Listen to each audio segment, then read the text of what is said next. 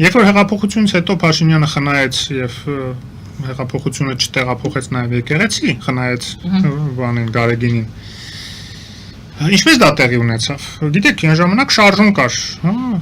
որ հեղափոխական շարժում էր նաեւ եկեղեցում, որը տապալվեց եւ ես իմ ունեցած տեղեկություններով այն ժամանակ Պուտինը անձամբ միջնորդել է, որ հանգիստ թողեք այդ ծերուկին, ոնց որ ինքը արտահայտվել է, հա, оставьте в покое этого старика, նկատի ունենալով Գարեգինին։ Եվ ընդ որում այն կոնտեքստում էր դա ասվում, որ բանին Խաչատուրովին բռնեցիք, ձերբակալեցիք, հապկի բաներ քարտուղարեր եւ այլն, լավ ձեն չանեցինք, ասեցինք դե ձեր քաղաքացին է, կոռուպցիա արել, չգիտեմ, գնացեք դատեք ինչ որ մեկ արեք։ Բայց այս ծերուկին ինչ եք հետևից ընկել, оставьте его в покое։ Այս ինչ որ խոսակցություն ա եղել,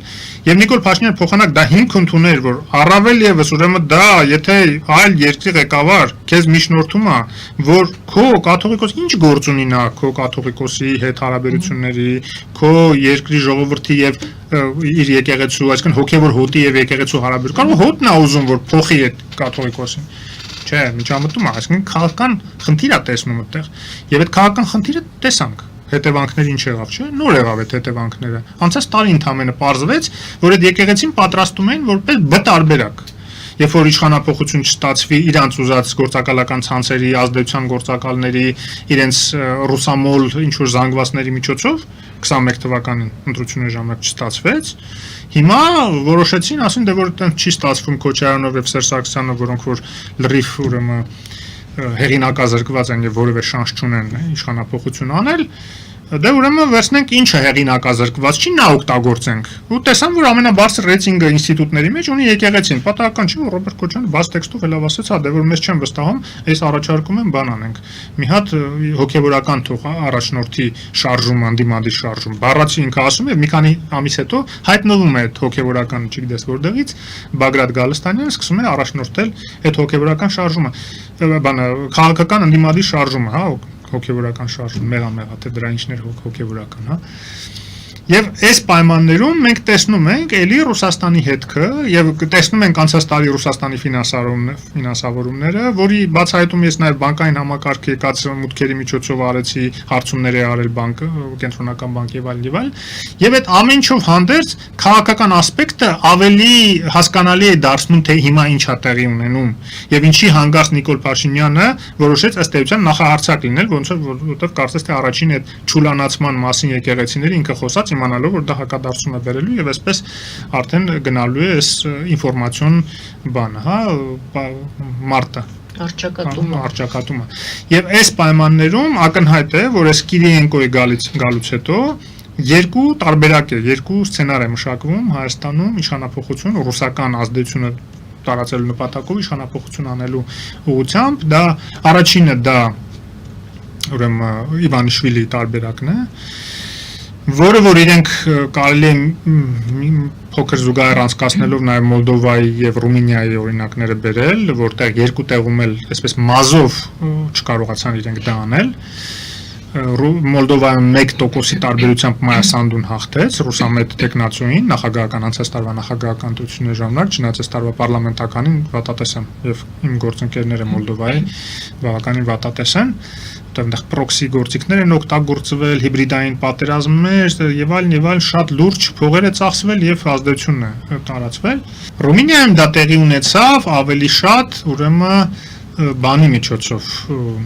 կարողացան կանխել Եվրոպամետ ուժերը, պրոգրեսիվ ուժերը, ռուսական ռևանշը, կարողացան կանխել սահմանական դատարանի միջոցով, որը որ չեղալ ճանաչեց ըստ էության ռուսամետ տեխնացուի հաղթած ընտրությունները։ Չեղալ ճանաչեց ասելով, որ այստեղ ակնհայտ է, որ պրոքսի պատերազմ է գործադրվել Ռումինիայի դեմ դրսից եւ ռուսական հետքը բացահայտ ասեցին, որ եղել է եւ չեղալ հայտարարեցին, մյուսում արդեն մյուս տեխնացուն չկարողացավ ռուսամետ տեխնացուն հաղթել։ Հիմա այստեղ կամ այդ տարբերակն է կիրառվելու, որը որ Իվանիշվիլիի դեպքում ստացվեց Վրաստանում։ Այսինքն բերել մի ինչ որ ուժեղ տեխնացու, շատ հավանական է օլիգարխ կամ ինչ որ փողատեր Եվ երկրորդ տարբերակը դա կրոնական ասպեկտը օգտագործելը, դա know-how է լինելու իրենց համար, որտեղ որևէ այլ երկրում այսպիսի բան չեն կիրառել, որտեղ այսքան խորը ներթափանցում KGB-ի որևէ եկեղեցական կառույցում, ոնց որ Հայաստանում է եղել, մեկ էլ Ուկրաինայում են իրենք արել, բայց ուկրաինացիները մաքրեցին իրենց բանը, ոչ միայն անջատեցին ռուս ուղղափառ եկեղեցուց եւ սարքեցին անկախ, որ ամիջապանորեն արդեն Կոնստանտինոպոլոսի պատրիարքին է ենթարկվում, այլ նաեւ մաքրեցին կագեբեշնիկներից։ Այստեղ մենք իլյուստրացիա չգիտես ինչի չենք անում եւ վարչապետը որոշել է, որովհետեւ վերբալ մակարդակով ինչ որ մարդկանց ինչ որ բաներ ասելով կարող է այդ հարցը լուծել, չէ։ Իհարկե, անձնական չէ, դա պետք է իլյուստրացիա արվի։ Եվ արդեն նկատվում է նույն Բագրատ Գալստանյանը, եթե մի տարի առաջ բավականին զուսպ էր նաև իր արտահայտությունների մեջ եւ այլն, հիմա լրիվ ռուսական նարատիվները սկսել է արդեն տարածել։ Առաջի անգամ ես լսեցի, որ նաև LGBT-ների հանդեպ հարձակում սկսեց իրականացնել, թիրախավորել եւ այլն, այսինքն լրիվ այդ հակաեվրոպական, իսկ դա ինչ է։ Այսինքն հասկանալի է, չէ, որ Եվրոպայում ոչ մեկ չի քարոզում նույնասառականություն եւ այլն, ընդհանրապես ասում են մարդիկ իր գործ չունեն ուրիշների անձնական կյանքի հետ, գիտե մի խոթի մարդու գործերի մեջ մնացածը ոչ մի բան է քարոզելու կարիք չկա, չէ, բայց այստեղ ուղճացնել,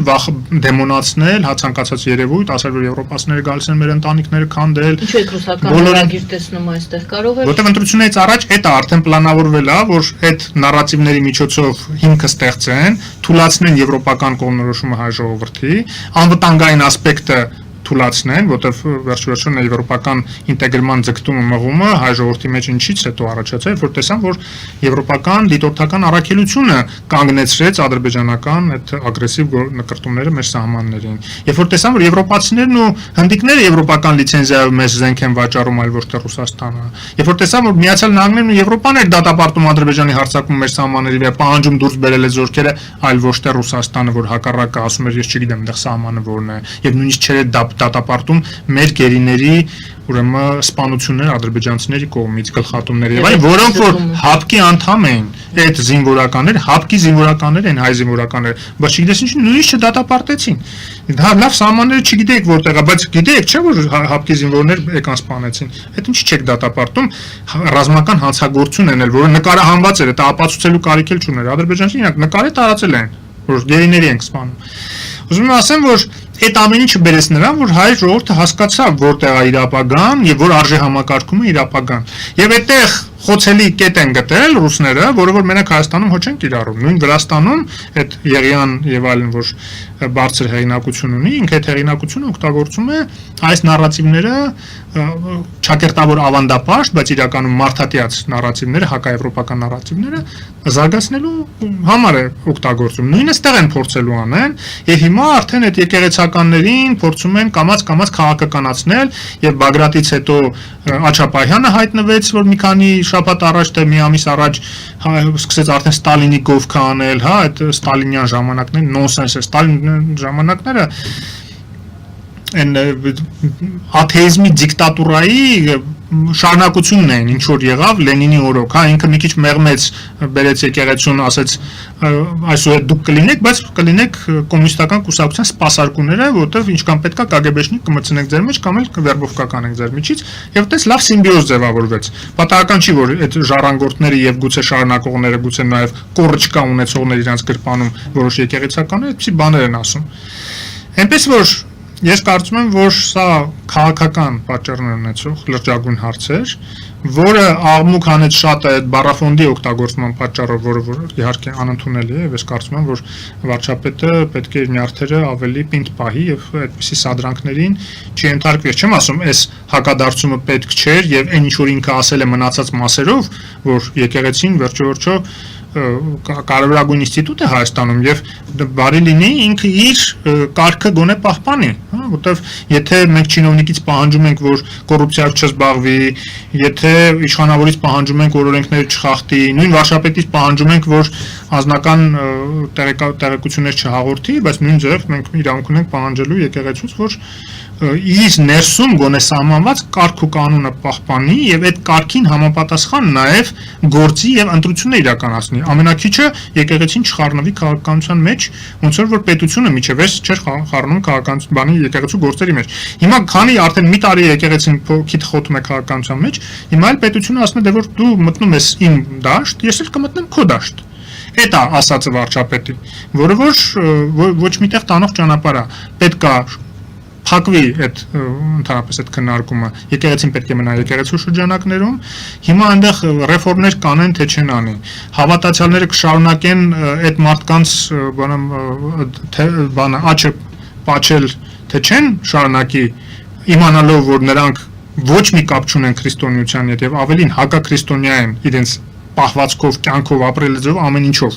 Բացի բարձր հոգեվորական դասի չափանիշներին չհամապատասխանելուց, զուտ մարդկային հարաբերությունների տեսակետից, հա, դնես մի թեթև քննարկես, նու բոլոր եկեղեցականների մասին չի խոսք, այնտեղ բարեբախտաբար կան իրոք մարդիկ, որոնք որ իրենց տեղին համապատասխանում, այդ մարդիկ փոքրամասնություն են, կամ եթե մեծամասնություն են, լուր մեծամասնություն են, ու ես այդ մարդկանց մեղադրում եմ, որ եթե իրենք կարգազանց չեն, եկեղեցու կանոնները պահպանում են, իրոք հավատացյալ քրիստոնյա են ու հանդուրժում են այդպիսի ղեկավարություն եկեղեցու ներսում, ուրեմն իրենք էլ պատասխանատու են նաև այդ ամեն ինչի համար, մեղսակից են այն մարդկանց արարքների, որոնք որ նման հակաքրիստոնեական պահվածք են դրսևորում։